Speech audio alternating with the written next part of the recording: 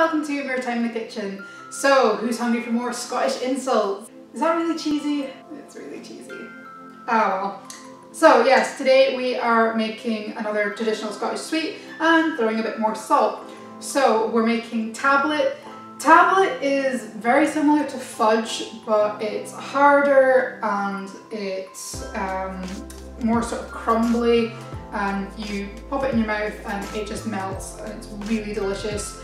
I personally prefer it to fudge, but maybe I'm a little bit biased because I'm Scottish. So I just want to quickly say that tablet can be one of these things, a lot like other things that have a really high sugar content, that can be difficult to get right on the first attempt. Sometimes this is just because you've not had great instructions, and sometimes it's just because someone's not quite followed the instructions right. Usually the thing that tends to go wrong for a lot of people is that they don't cook it for long enough, and the sugar doesn't get to the right temperature, doesn't get to the right stage, and then they end up with a gloopy mess, which will probably still taste nice, but obviously it's not what you want. But although, you know, we're going to have a little bit of banter with the Scottish insults and things, I'm going to try and be as clear as possible to give you guys the best chance of getting it right in the first try. And I'll also put a link to the recipe in the description, so you can have a read of that as well to get nice clear instructions. But anyway, without further ado, let's get cooking. So as for ingredients, we've got 900 grams of sugar. No, you did not mishear me, I said 900, not 90. This is what 900 grams of sugar looks like, and this is why we only have a small square or two of tablet when we eat it. We don't have big old chunks. We've also got 150 mils of milk, 125 grams of butter, so half of a 250 gram pack. Maths. A tin of condensed milk, that's 397 grams. And I'm going to add a teaspoon of vanilla extract for some flavouring. You don't have to add that if you don't want to, or you could flavour it with other things. You could flavour it with ginger syrup or coffee extract, something like that, if you know you want to experiment a little bit. We've also got a big pot and a sugar thermometer here. So the big pot, it's best to have something that's sort of light in colour so that you can see the colour of the mixture as it's continuing to cook. I'll explain why later. It's also best to get a good big pot to make it in, because at the end we're going to beat the mixture and it's going to increase in volume. So just to sort of be on the safe side, it's best to have something that looks bigger than what you think you'll need. The sugar thermometer, you don't absolutely have to have a sugar thermometer, but it's best to have one because we want to get it to this soft ball stage. I don't know if you'll see from that distance.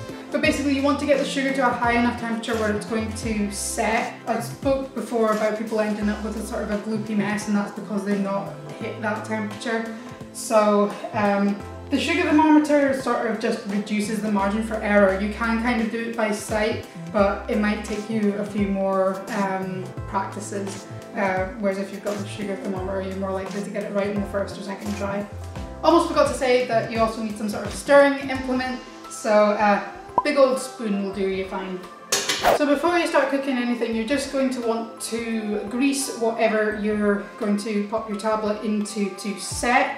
So this tray is about 9 by 13 inches. If you've got something that's a little bit smaller or a little bit bigger, it's not going to make a huge difference. The tablet will eventually set. You might just have slightly skinnier or chunkier tablet blocks.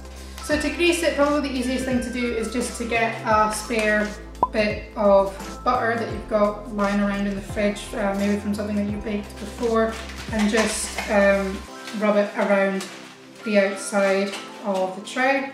Well, that gives you a good idea. I'm going to do the rest of it on a flat surface, which is a bit more sensible. Right, so we'll get on to actually cooking it. So turn your hob on, and you want it on a medium temperature, and then the first thing we're going to put in there is our 900 grams of sugar.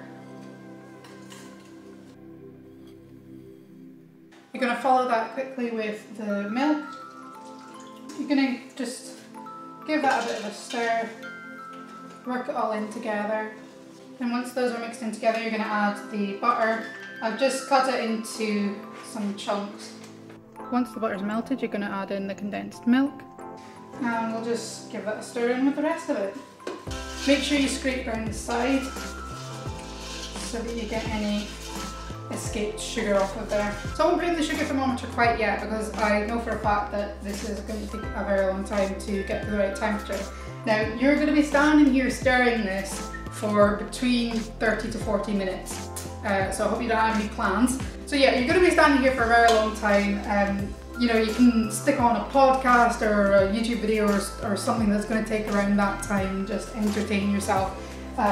But you don't want to go away for any prolonged period of time. You can go and get yourself like a drink of water or something, but do not leave it or it's going to burn. So if the phone starts ringing, ignore it. If the doorbell goes, ignore it. If you look out the window and there's someone being mauled by a tiger, they'll probably be fine. It's unlikely to happen anyway.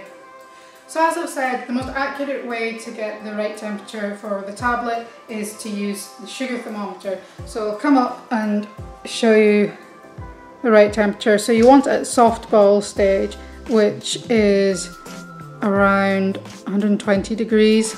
But anyway, just in case somebody isn't using the sugar thermometer, I'll show you basically what it'll look like just on a plate, dabbed onto a plate as we go along. So this is obviously right at the beginning. So yeah, that's it, just dripped on, very runny and very pale. So while I carry on stirring, I'll tell you a few Scottish insults to keep myself entertained. So I said last time that we've got quite a lot of insults that kind of just mean the same thing. I suppose it's the same in most languages, isn't it? You've got a lot of insults that, you know, they mean the same thing, but they're there for a bit of variety. Variety is the spice of life after all. So we've got 5 words that essentially mean the same thing. We've got walloper, weapon, rocket, roaster and dobber. And they basically all just mean you're a bit of a dick. So you can see it's starting to get a little bit more colour in it now, and you'll also start to see some little caramel coloured flecks. You can see it there, it's got this spoon under it. Now that's absolutely fine, that's nothing to worry about. It's basically a little bit that's caramelised at the bottom of the pan, and all you have to do is just keep stirring it. If you're getting a lot, you might have to turn the temperature down a little bit, but yeah, that's fine, that's what you're expecting to see. Just keep stirring. Another little thing which isn't an insult, but if somebody Scottish starts saying it to you, you should feel fairly threatened, is if somebody says, "See you," especially if it's in an argument or if you've, I don't know, done something wrong. Yeah, as soon as you hear those words, you may as well start walking in the other direction, not listen to the rest of what's going to come, because it's generally followed by an insult and a threat of violence, then followed by actual violence. Okay, so let's think of a good example. "See you, you walloper, you're cruising for a bruising, so you..." I can't even finish it. I'm not a violent person, it just sounds silly when it comes out of my mouth. Okay, so we've got it a more sort of caramelly colour now, but it still won't be ready. I'll show you what it looks like now. So, there we go. So that's it, a bit darker, and it's sort of holding its own more a little bit as well. It's less runny, but it's still not ready. So I'm now going to just pop the sugar thermometer is, and we'll see what temperature it's at. So that's the colour that we've got. That's as it is on the plate, and we're at about 100 degrees Celsius there, or just before 220 Fahrenheit.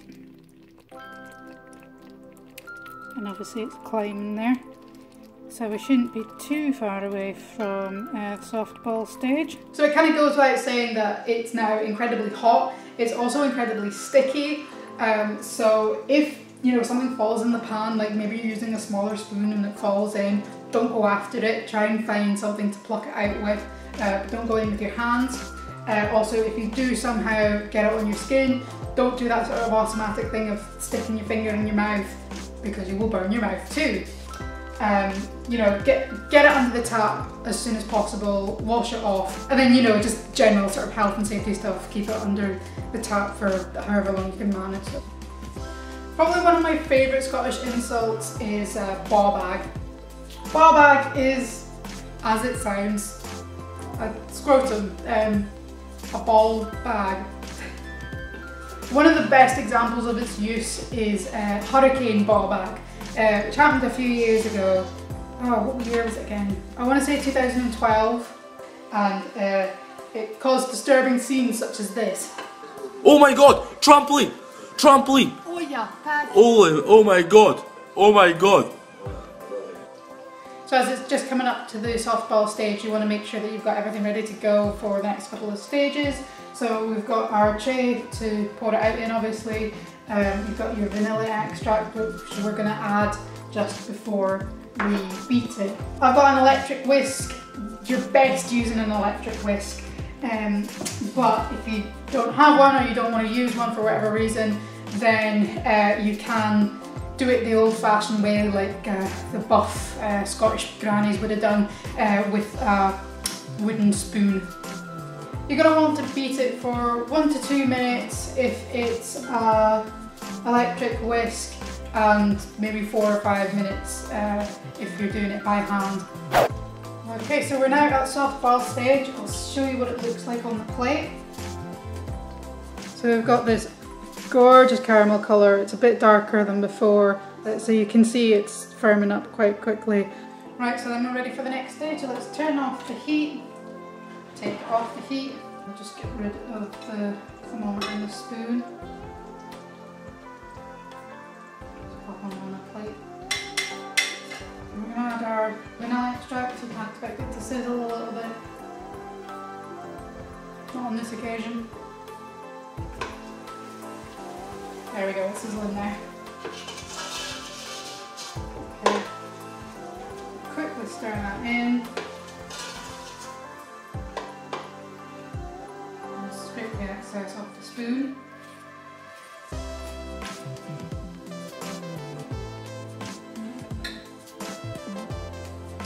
We'll go in with our electric whisk. So I'm going to attempt to speak over the whisk here. So as I say, with an electric whisk, you're probably going to need to do this for 1 or 2 minutes. But essentially what you're looking to see is for the liquid to start sort of firming up. Okay, so I can see that the mixture is getting quite hard now, especially around the edges. So it's sort of holding its shape more. So I'm going to do this stage quite quickly. Get your whisks out, give them a tap, and as quick as you can, get your tray and pour the mixture in. Try and get it level as you can.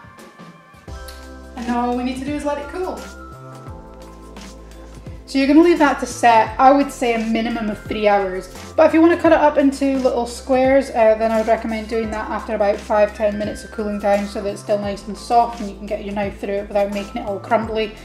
I recommend about 1-inch squares. If you want to make it any bigger, just remember the 900 grams of sugar. Yeah, you want to just serve them as small squares because they're incredibly sweet.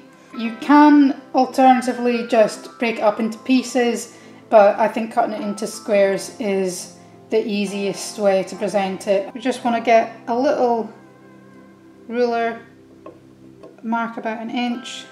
Use your ruler again to get a straight line. And then just do the same in the other direction. Alright, so I've got a couple little squares of tablet here, and I've got a cup of tea as well. I'd say you do need a drink to have with the tablet to sort of offset that sugar. and a cup of tea is perfect.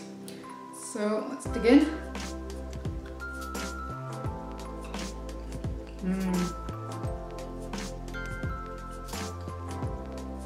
So it's hard when you bite in and sort of crumbly, and then you just let it sort of melt in your mouth. It's got a lovely sort of caramelly flavour, but more creamy. So my main memory of tablet is from school galas. I don't know if this is a thing that they really do in other countries, but in Scotland a lot of schools have school galas where they raise money for the school and sometimes charity as well. And you always had a mum who made a load of tablet, and that was one of the first things to get sold. Followed by my mum's cupcakes. Generally, my mum used to make a lot of cupcakes for the school gala. Thanks very much for watching. If you do give this recipe a try, I really hope that it works the first time round. And if you want to see more Scottish recipes, then I will put a link to my last one at the end. And I'll put this video in a playlist as well so you can see them all there. This is only the third one so far, but there will be more. So please like, comment, subscribe, all that jazz for more content like this in the future. But cheerio, bye for now.